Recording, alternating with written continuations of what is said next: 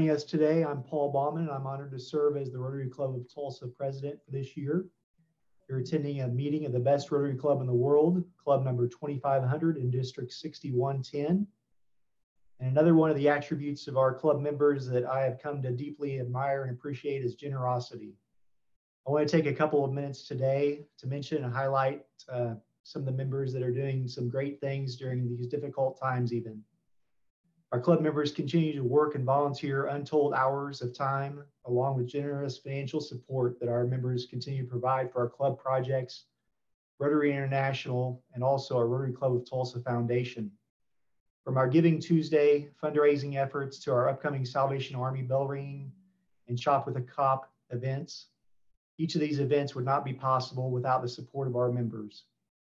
And these are just the major events we have going this week. You'll hear more about these events later in the program today. So please, for now, accept my sincere appreciation for all the work that you do on behalf of our club and the generosity that you continue to exhibit. Generosity is just one of the many wonderful attributes that our club members continue to exhibit on a daily basis. And it's one of the many reasons that I unapologetically say that when you have joined our meeting today, you have truly joined a meeting of the best Rotary Club in the world. Now for another inspirational moment, I'll call on Karen McCannell. Karen. Thank you, President Paul. This is taken from an article from a speech by Daryl Thompson, who is a member of a California Rotary Club.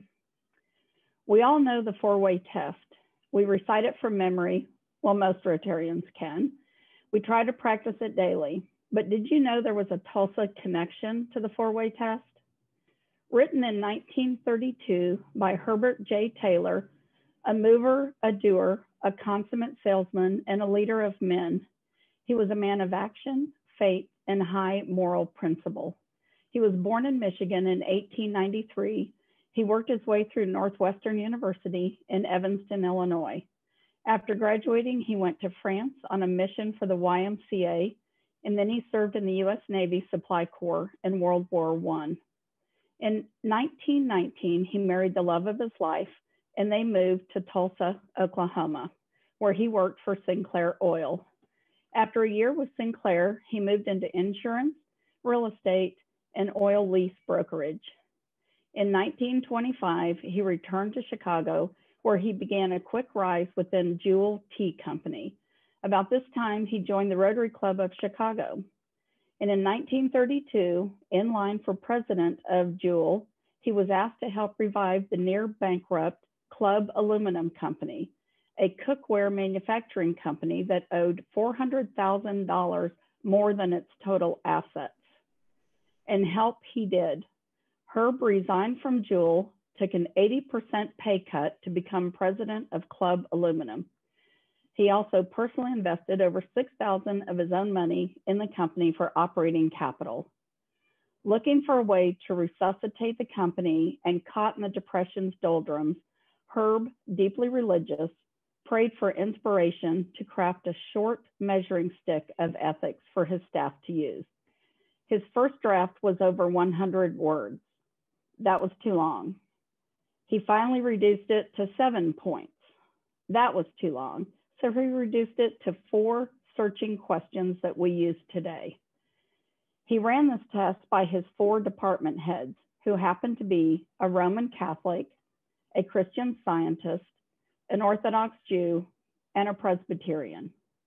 They all agreed that the test principles not only coincided with their religious belief, but also provided an exemplary guide for personal and business life. The test gradually became a guide for every aspect of the business, creating a climate of trust and goodwill among dealers, customers, and their employees. It became part of their corporate culture and eventually helped to improve the company's reputation and finances. By 1937, their indebtedness was paid off, and during the next 15 years, the firm distributed more than $1 million in dividends to the stockholders. In 1942, Richard Werner of Chicago, who was director of Rotary International, suggested that Rotary adopt the test. In January 1943, the Rotary International Board approved and adopted the four-way test. During his term as Rotary International President in 1954-55, Herb Taylor transferred the copyright of this test to Rotary International during the organization's golden anniversary.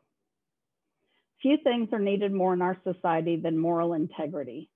The four-way test will guide those who dare to use it for worthy objectives: choosing, winning, and keeping friends, getting along well with others, ensuring a happy home life, developing high ethical and moral standards, becoming successful in our chosen business or profession, becoming a better citizen, and a better example for the next generation. Is it the truth? Is it fair to all concerned?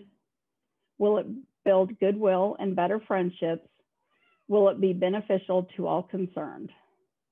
Eloquently simple, stunning in its power, undeniable in its results, the four-way test offers a fresh and positive vision in the midst of a world full of tension, confusion, and uncertainty. Thank you.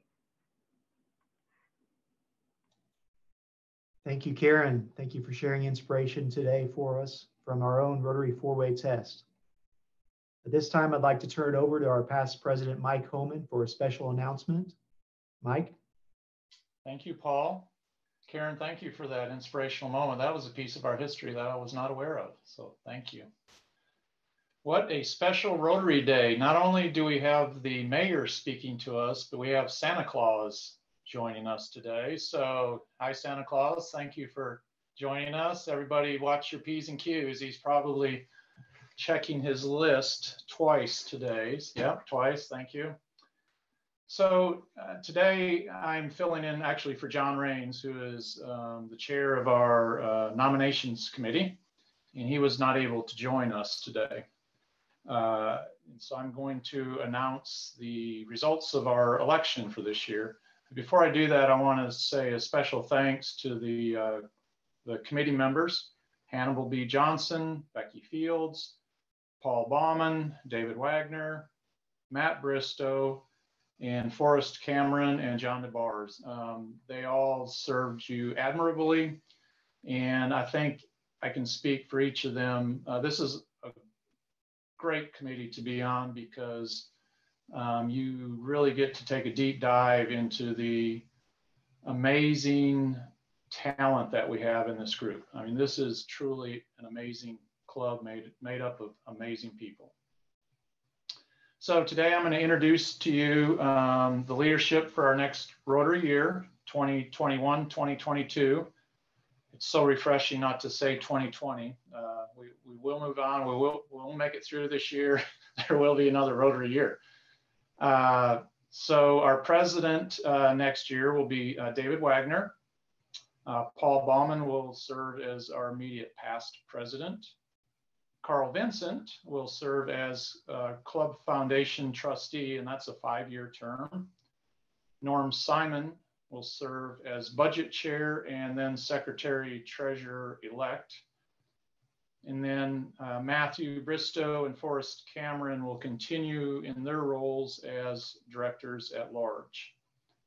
So what we voted on this past month was our 3rd director at large. We have 3 directors at large. And your committee put together, again, an amazing slate of candidates. I mean, any one of these 3 would serve us admirably. And that's again, one of the great things about this club is we have great people.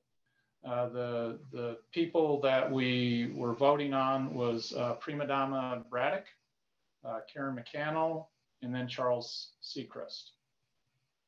And the individual with the majority of votes who will begin a 3-year term starting July 1 of 2021 is Charles Seacrest. So I want to thank, yes, hey, Charles. I don't know if Charles is on the call today. I haven't had a chance to go through yet. Hopefully he is. But special thanks to Karen and Prima Donna for allowing us to put your names forward.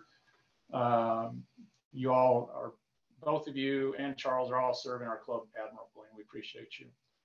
And then our president-elect nominee, who will serve as our 109th president of our club in 2022-2023, is Jerry Barrientos. And Jerry will serve us well, yes. Thank you.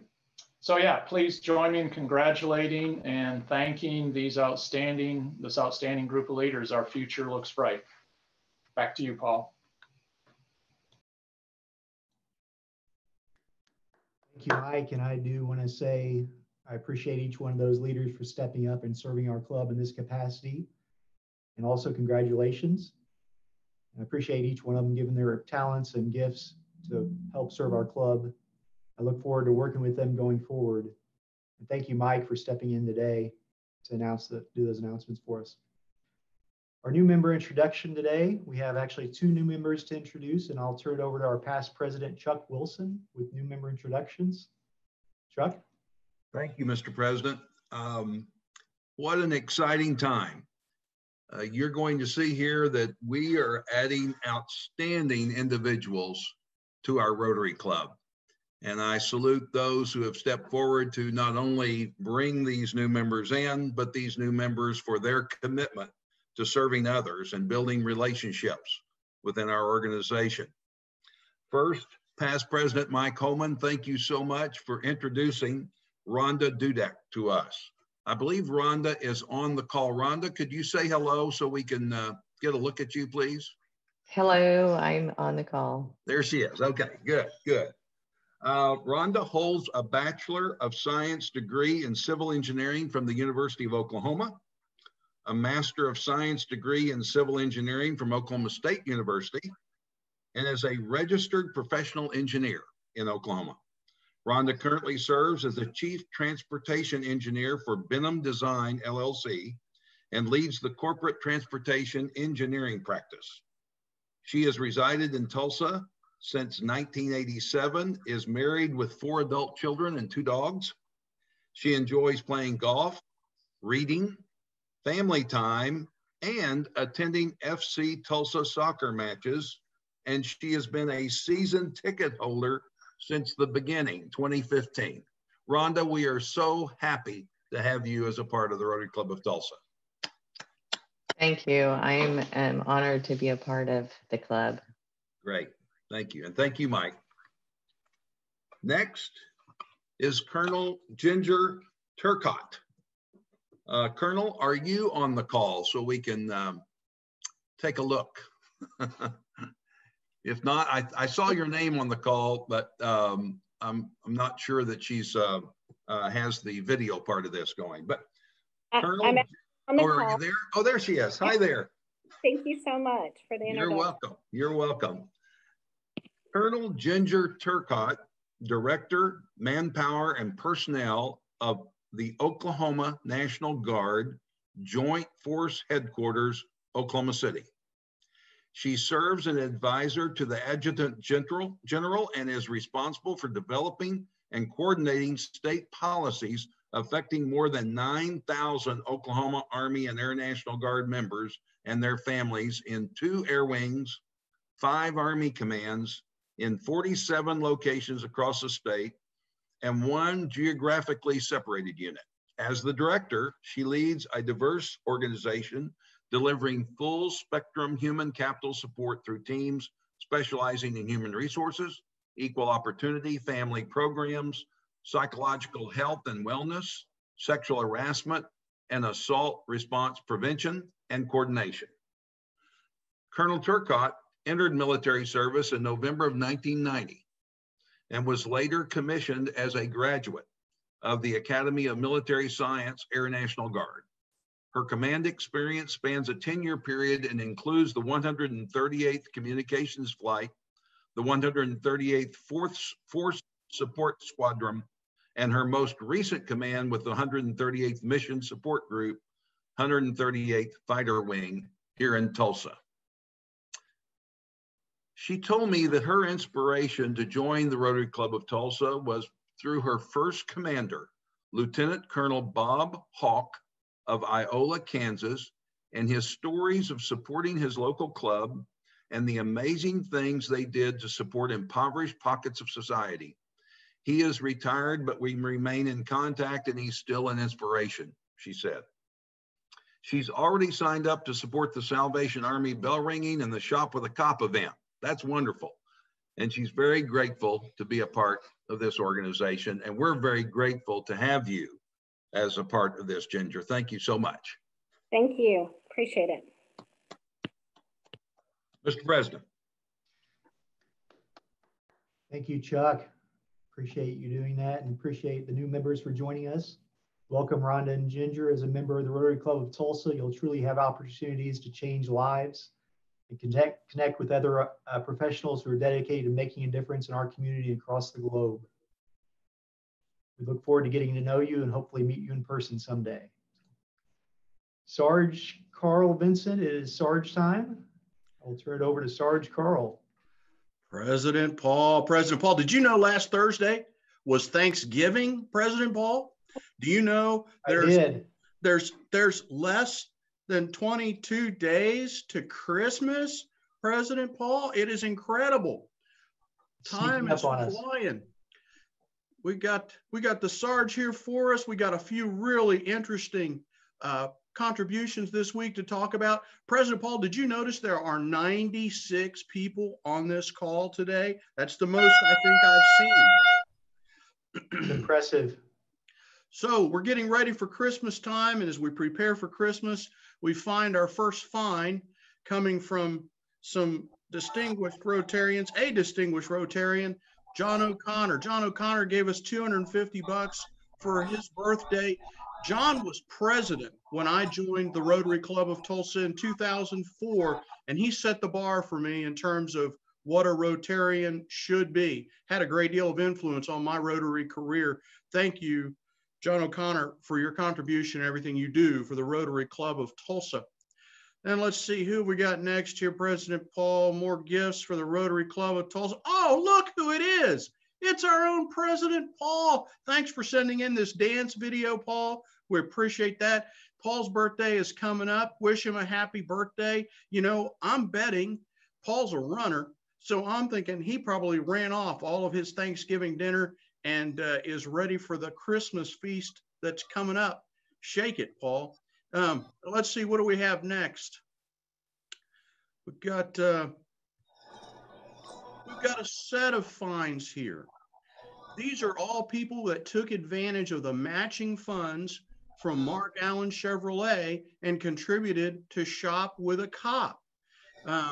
Tina Miller, John Raines, Chuck Wilson, Linda Bradshaw, my arch nemesis, Matt Bristow. And there's a number of additional ones here we'll cover. Dell Dreyer, Linda Wilson, Holly Hubbs, John, there's Dell, he's dancing in the front of that line. Holly Hubbs, John Otto, Gene Budd. Let's see who else we've got. This is quite a list of folks that took advantage of that matching offer. Kevin Murray, Bob Reed, Barney James, Philip Viles, and John Tucker. We thank all of them, and I think there's just a few more to go with. Oh, yeah, there's Bill Richard in his afro, Steve Robards, John Bumgardner, Ken Stoke, and Bill Richard. Bill, thanks for that 70s afro there. Gary McCall, T.C. Blair, and Jim Burwell. So first of all, thanks to everyone who contributed. Thanks to Mark Allen Chevrolet for matching up to $2,500 of those fines. We're grateful for that. Let's see what we've got next here. We got a mystery Rotarian who's made a contribution. And now we're going to talk about a Rotarian who gamed the system, and it's in a good way. This next Rotarian is past President Rod Sands. Rod Sands has made a contribution and gamed the system. Here's how he gamed the system, folks. Rodney Sands, quite a while ago, became an Allen Edwards Society member. That means he agreed to contribute a portion of his estate to the Rotary Club of Tulsa Foundation when that time arose. Because of the uncertain times we live in today, he decided to pay it forward game the system and make that contribution now instead of at some point unknown in the future. And I talked to Rod yesterday and told him how much we appreciate that. And he suggested to us all that we consider gaming the system, not just from Allard Edwards Society, but with stock gifts that are appreciated, that you don't have to pay taxes on, and other ways to benefit the Rotary Club of Tulsa, help you from a tax perspective, and help the foundation. And I know we have some good financial advisors in our club that can tell you the best ways to do that. Rod, a huge thank you to you. Thank you so much for this. Sarge, you know, we're here at the end of the year. We're coming up on Christmas, and the Rotary Club of Tulsa Foundation made a contribution to the Tulsa Race Massacre Centennial Commission. So our foundation contributed $82,000.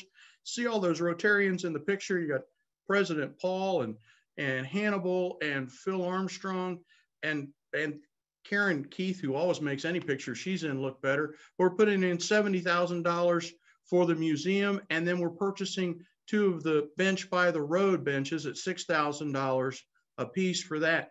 We're so glad to have Hannibal and Phil as a part of our club to represent us in this great cause. Thank you all for that work. Well, President Paul, we've come down. We're getting close to the end of a year here. If you are thinking about your income tax situation, as I know Corey Nickerson is, might want to consider giving a gift to the Rotary Club of Tulsa Foundation. And if nothing else, send me an email giving me a hard time so that we can talk about you as we do the Sarge sections. Back to you, President Paul. President Paul, one more thing I want to mention.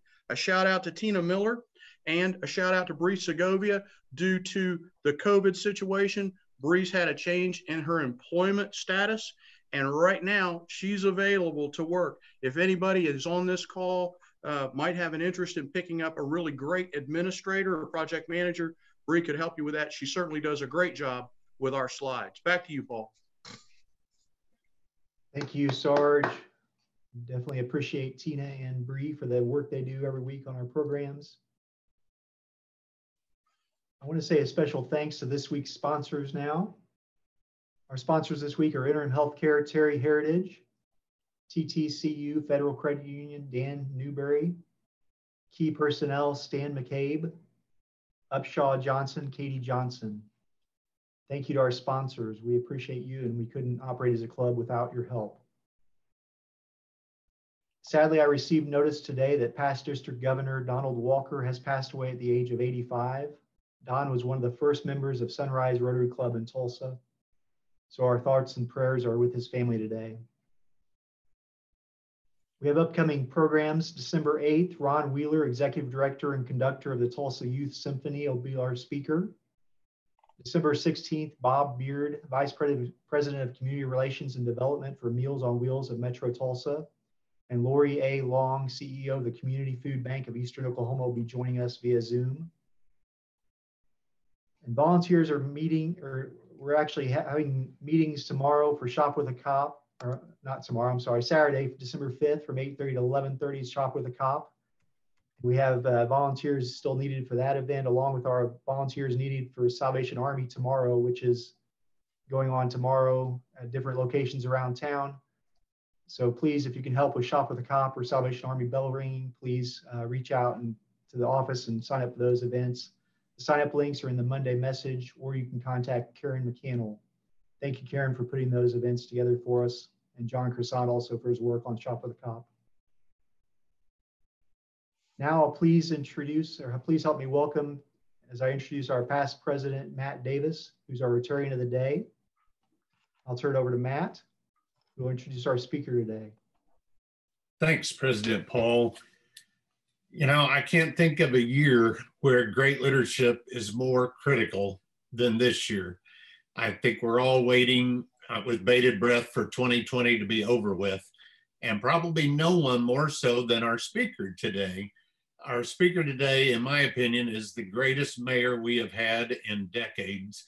I think he has been brave and has thought and put the health of Tulsa citizens ahead of anything else, including his ability to be reelected, because no matter what position he took on these issues, he was going to alienate at least half of Tulsa. And I have been so blown away by his entire family. He, until recently, was a close neighbor of my mom, and she just adores his family, and everybody who lived around him adored the whole family. But I think his leadership has been exemplary, and I'm looking forward to whatever he's going to share with us today. And I am happy to introduce our mayor, GT Bynum, and I will be watching the chat box for any questions you want to ask him later. If you'll just put them in the chat box, I will ask him of him when he finishes his remarks. GT, take it away. Great. Thank you very much, Matt. Really appreciate it. And we miss seeing your mom on a regular basis around the neighborhood. I'm really appreciative of the chance to visit with you all, because I think one of the hardest parts for me, we just had our mayor's office staff retreat this week, and one of the folks on our team asked me, you know, what is the thing I'm grappling with the most from a leadership standpoint? And I told them that one of the hardest parts for me of this year has been the dissociation from everyday folks. You know, one of the most valuable things for me as a leader in this job has been to be out speaking and attending events like the weekly lunch that the Rotary Club of Tulsa does, or that other Rotary clubs around town do, or that business associations offer. And when you're at those, you hear similar questions kind of percolate, and you hear the concerns of what, for lack of a better term, normal folks are thinking about, rather than the chatter on social media, which is not designed to be representative of consensus through a community. Social media is designed through the algorithms that are there to foster conflict so that people will stay on there and argue with each other. And so that's made it very hard, especially in a year when we've had to make some really big decisions, to really feel like I have a good sense of the consensus of the community. Whereas in a normal year, be out at multiple events every day, you really do get a good feel for that. So I'm very thankful that you all have continued to have these meetings and just found a new platform to do them. I think it's really helpful and in keeping in the spirit of the club. I was asked to speak today about what it's been like to be mayor in the midst of a global pandemic. And you know, I'll be sworn in for my second term next week. Saturday actually will be 4 years to the day since I was sworn in. And I was looking at some old pictures from 4 years ago on the day I got sworn in. And you cannot, you know, I would never have imagined that, you know, I would be getting sworn in for re-election. I mean, I was hoping I'd get sworn in for re-election 4 years later, but couldn't have imagined that I'd be doing so in the midst of a national recession, a global pandemic, that we'd have to do it virtually rather than a great in-person event like we had 4 years ago. It has been a really challenging year. And so I want to talk about kind of three main aspects of what I've seen and experienced in the midst of this pandemic from a citywide leadership standpoint. And then I'd love to answer any questions that you all have. The first thing that has been striking about this for me was just the initial pace of the change. Just to put this in perspective, if you'll go back about 9 months at this point, on March 6th, I got the call from Governor Stitt's office that the first case of coronavirus in the state of Oklahoma had been identified in Tulsa. I will always remember that. I was walking to speak at a lunch, and got that call and immediately called our police chief and fire chief to alert them, and then went 2 hours later and met the governor at the Tulsa Health Department to make that announcement. That was on March 6th.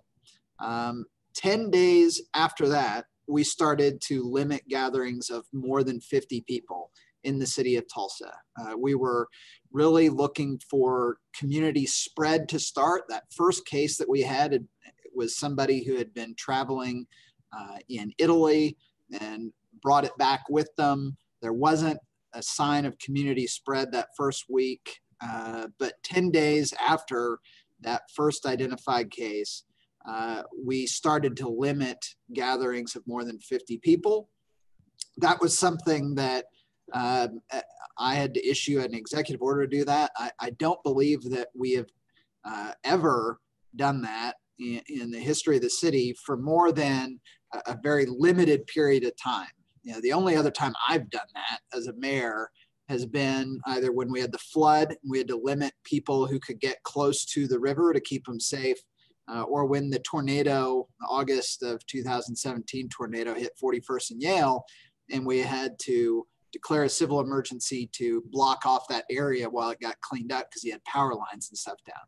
But the notion of citywide limitations of gatherings of 50 people or more was entirely new for us. I was, really benefited in that from the fact that, we were not the first city in America to get hit by this. I've spent a lot of my first 3 years as mayor participating in educational groups with other mayors, and so developed friendships with mayors all around the country, and was hearing from, in particular, I've been going through the last 2 years a class at Harvard with the mayor of Seattle. And so I was hearing from her about 2 weeks before it hit us what coronavirus was doing to Seattle, and was tracking that on a daily basis.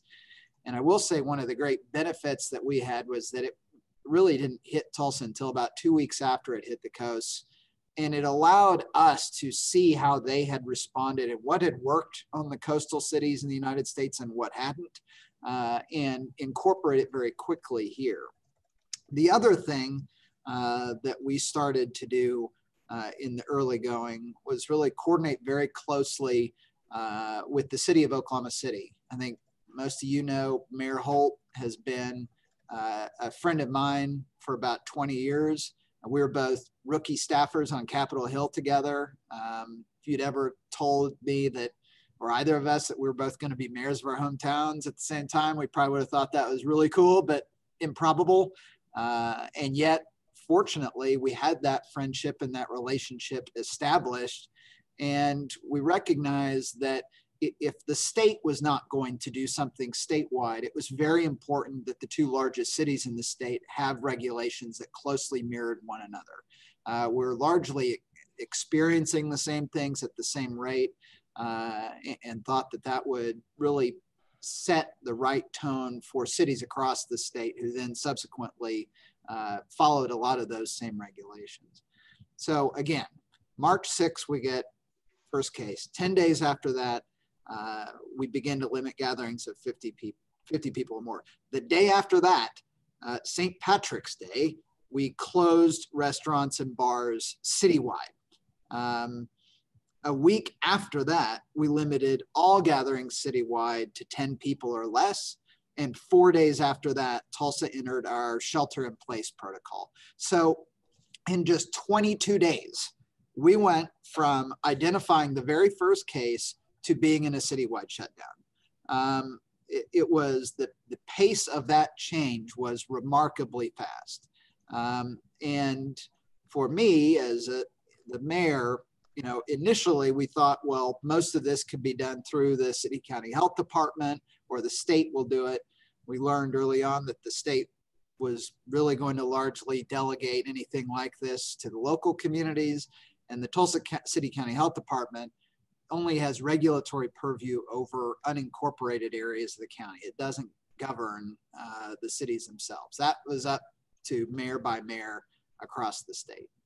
And so I, not being a coronavirus expert or a hospital administrator by profession, really spent pretty much all day, every day on the phone, on calls to other mayors around the country and around Oklahoma, to our hospital systems here in the Tulsa area, and to the Tulsa Health Department. And I'll tell you, we have a couple assets there that are really valuable. One, I can't say enough about the Tulsa Health Department led by Dr. Bruce Dart. We are really fortunate in Tulsa that we have a health department that is independent. They have an independent board, independent funding source, and so the guidance they give is in no way politically influenced. What you hear them saying and telling us needs to be done is only governed by what they think is the safe thing to be doing. They have a great team of data experts, which has been really important for tracking the spread of the virus and being able to anticipate what might happen. The other thing would be the great leadership that we have at our hospitals. And, you know, in the early going, the key thing that we were focused on throughout the month of March was doing whatever we needed to do as a community to prevent the collapse of our local healthcare system in a way similar to what we were seeing in other cities in the coastal United States in the weeks before that. You have to remember, a lot of folks have already forgotten, you know, we're at a point there in March where we were doing, the Tulsa Chamber and I were leading a mask drive, asking local businesses that had protective equipment to donate it to our hospitals so they would have enough protective equipment for their personnel to use. You had folks working on the front lines of fighting this virus who were having to reuse protective equipment over and over and over again because they simply did not have enough. And so the work that we did from the early slowdown all the way to shelter in place, the purpose of that in the early going was to slow the spread of that virus and buy our hospital systems the time that they needed to get the personnel and the equipment they would need for the long haul of addressing this virus. And I'm so proud of the way that Tulsans did that. I mean, we did that. And I think decades from now, when people look back on this event, they will look at the spring of 2020 as one of the great humanitarian efforts in the history of our country and definitely of our city, because you saw individuals intentionally sacrificing their own businesses, their own income, their own jobs to save the lives of their neighbors. It was truly remarkable. So number one, that was the pace of change. Number two has been just the challenge of data. In the early going of addressing this pandemic, we didn't necessarily have a lot of reliable data. I mean, it was only about 2 or 3 weeks in the United States. The data from China was not reliable. There was some from Europe and other Asian countries that we tried to make projections on. But cities in some of those places and just cultural norms are different than they are here in the United States. And so one of the real challenges that we saw early on were projections that ended up not being accurate as time passed by. They were based on the best data that could be obtained from those other countries. But I'll always remember getting the call and being told that there was a projection that we could have 20,000 deaths in Tulsa by August, and not being able to believe that my kids were going to have to live through that kind of an event in our city. And thank goodness that did not come to pass.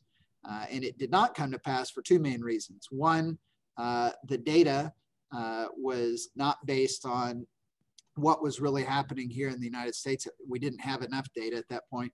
Two, that was based on what would happen if Tulsans hadn't locked things down the way that we did in March, April, and into May. And so again, it's a real testament to the work of our community. And that was one of the things I told my wife when we were announcing that we're gonna have to do shelter in place. And I told her, best case scenario here is that people will say we totally overreacted, because if we're successful, we will prevent the disaster from happening. And usually people don't recognize the disaster that's prevented from happening. They only recognize the disaster that you respond to. And that is absolutely what Tulsans did. We, as a community, prevented a disaster from occurring through our collective effort. That leads me to probably the third big challenge of this has been, and we're really dealing with it now probably more than in any other stage of the pandemic, is the challenge of collaborative impact. You know, because the state has delegated work on this to local communities and is not taking statewide action, it really has fallen with you know, a brief exception to city by city action to prevent the spread of this virus. And that in the early going, it ended up being fine because you had pretty much every major city in the state of Oklahoma understood the severity of the issue and reacted quickly and put in place those orders that were necessary to slow the spread of the virus. Where we are now at the end of the year is in an environment where we've had 9 months for misinformation to spread like wildfire on social media and for expertise of local medical professionals to be called into question by faux websites and armchair experts on Facebook. And that has created a real challenge because we found ourselves last month in the position in Tulsa where we ran out of ICU beds in our city hospitals. And I, in all of this, have tried to look at the data to determine what the right thing to do is. And in the early going, you know, I could take action as a mayor, take unilateral action to slow the spread of it in our community. The challenge we face now is that 68% of COVID patients in Tulsa hospitals since September are not people who live in Tulsa. It is people who live outside the city limits of Tulsa who are either by their choice or by their doctor's choice coming to hospitals here in our city because we have the premier healthcare personnel and facilities in the region. And so that it has caused that's the reason you see our ICU capacity maxing out.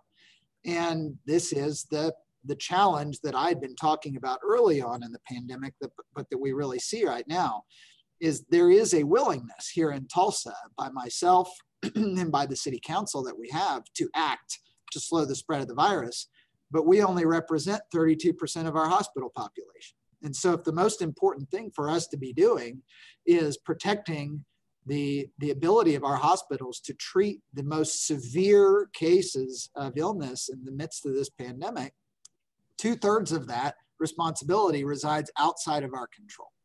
And that has necessitated a real effort to try and get the support of neighboring communities. And you've seen that over the last 3 weeks, a real domino effect really started with the Jinx City Council. Mayor Lee, great leader there in Jinx, got a mask order put in place. And then following that, you've seen them approved in Glenpool, Muskogee, Sand Springs, and a number of other cities. The challenge for us, though, is we still have several major cities in the region who are not requiring mask wearing. And I think it's important to explain why we're focused on that, because I've not always supported a mask order either. I agree with everyone who says that people should just wear them. They should be personally responsible and wear them. Completely agree. And we tried that in Tulsa for about 4 months of encouraging that. And the reality was we got into July and our hospital leadership came to me and said, our hospitalization rate for COVID patients is growing at an unsustainable rate. You have to act. You have to put this mask order in place to protect our ability to serve people. And when they tell me that, I know what to do. I don't have to be a public health expert to know the right action when our hospitals are asking that of me as a leader or of our city council. And once that conversation occurred, especially with our council, it was approved 7-2 on our city council back in July. Well, this last week, our hospitalization rate for COVID patients in Tulsa hospitals was over twice what it was in July when that concern was raised by our hospital leadership. The mask approach is important for two reasons. One, it's proven to be one of the most effective means of slowing the spread of the virus. But two, it's also one of the least impactful means of doing that on our local economy. And that has been kind of this natural tension throughout the event, is that sometimes there are things that are effective, like shelter in place, but it has a really traumatic impact on the local economy. With masks, there is no impact on the local economy. And so it is a win-win. Unfortunately, you know, I think we see a couple of things. Misinformation spread about the studies that and what they actually show about mask wearing. But two, I think a lot of folks think that whether it's Dr. Dart or myself or area mayors that have put these regulations in place, is that masks, if we just pass a mask ordinance, everything will be solved. The reality is wearing masks is only one part. It's a tool in an overall approach that has to be taken. Hand washing and social distancing are equally important in protecting public health. And so mask wearing is not viewed as kind of this single magical act that will make the pandemic go away, but it is one of the most effective means of slowing the spread of the virus. Now, I'll close with this. You know, what I've seen overall in our community in the last 9 months and how this has been handled has been absolutely remarkable. I mean, I see Michelle Place on here. I love Tulsa history. I've loved reading about it since I was a kid. And a lot of the time we talk about in our history as a city, how resilient Tulsans were, about challenging events that Tulsans went through and overcame. How we're known as America's most generous city because it's in our DNA that when there is a challenge in our community, we find a way to pull together and help each other out and get through it, whether that's being in Tornado Alley or getting hit with ice storms or floods or being overly reliant historically on a boom and bust industry.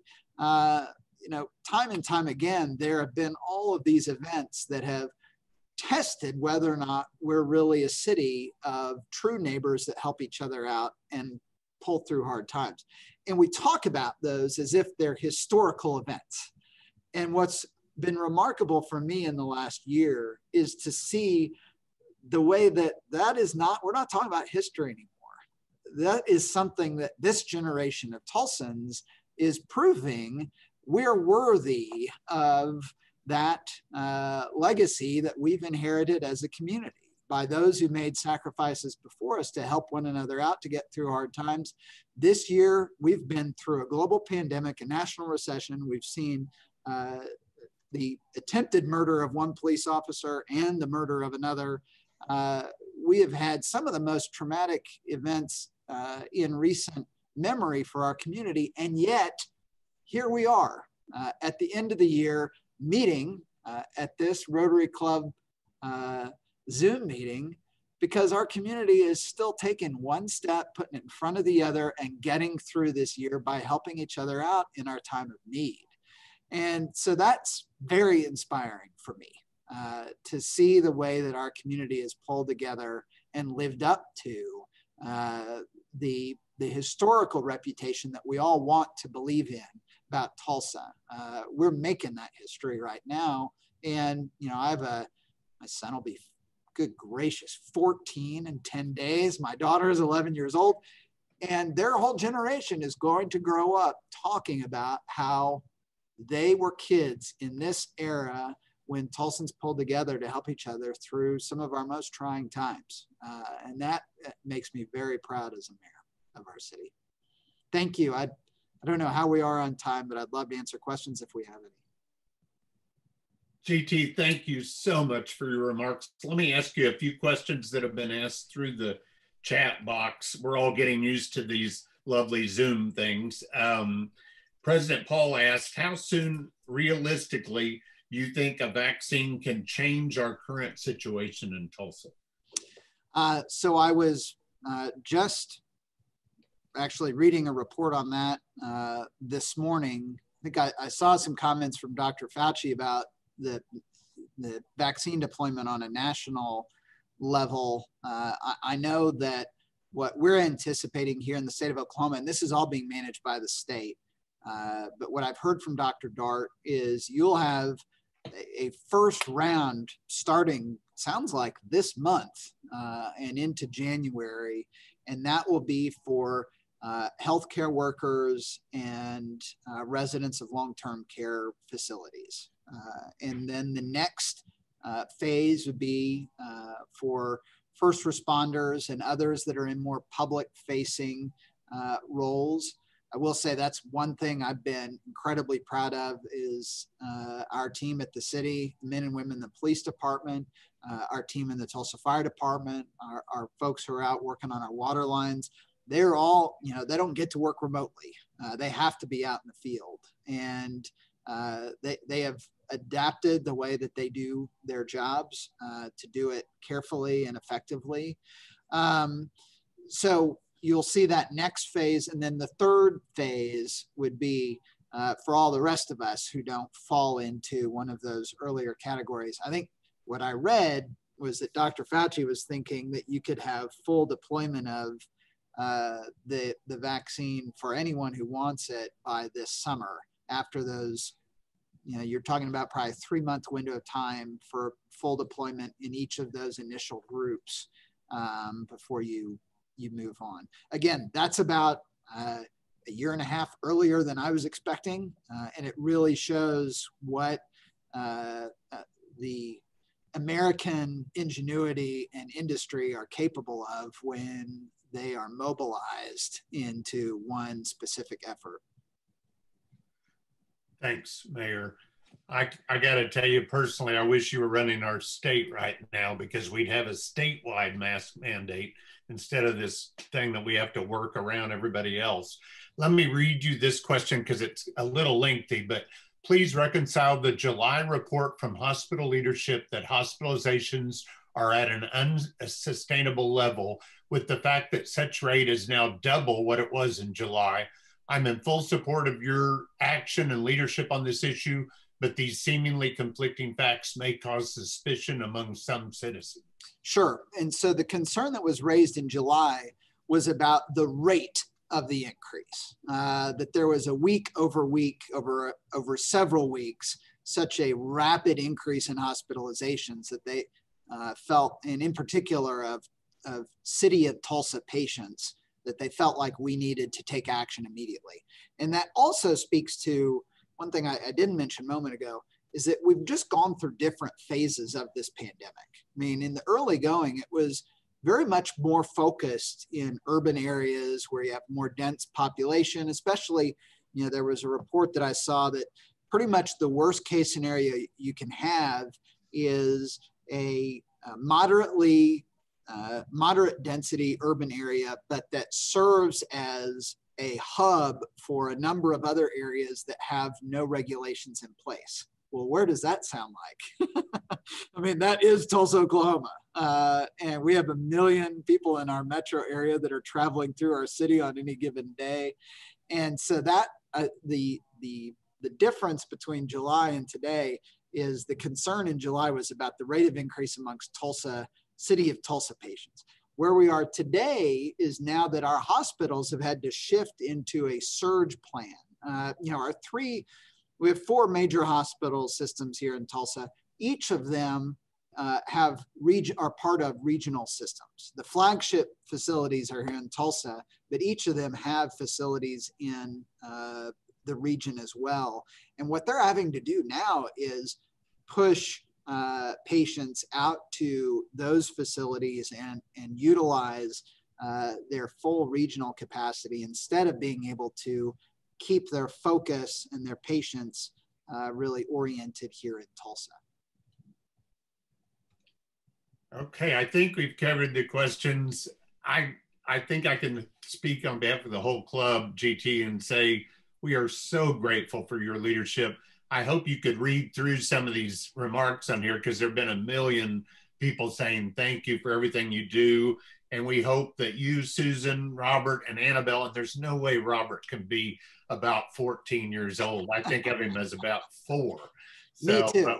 We hope you have a wonderful holiday, even though you have to fight everything you're fighting every day. And we're extremely proud of everything you do for Tulsa.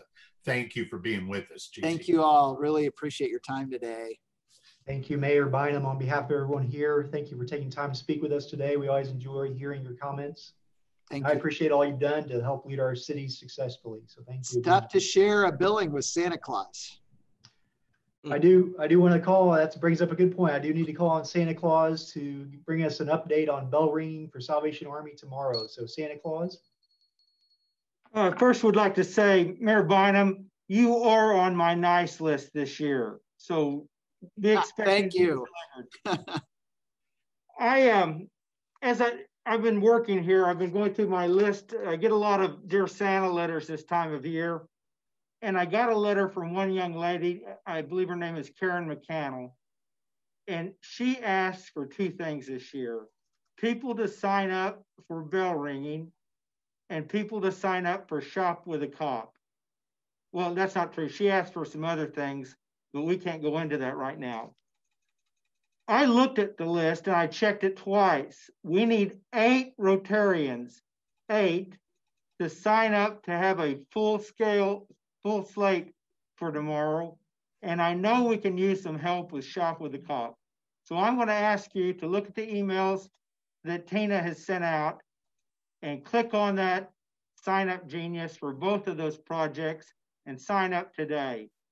I will check my list again, and if you're not volunteering, you get a lump of coal. Thank you, President Paul. You are on my nice list too. Carl Vincent, you're on my nice list. I could go on and on. Thank you. Thank you, Santa. Appreciate your help.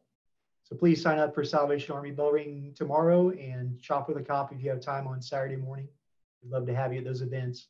Thank you each for joining our meeting today. And remember, as you go about your business this week, in the words of legendary coach John Wooden, make each day your masterpiece. And with that, we are adjourned.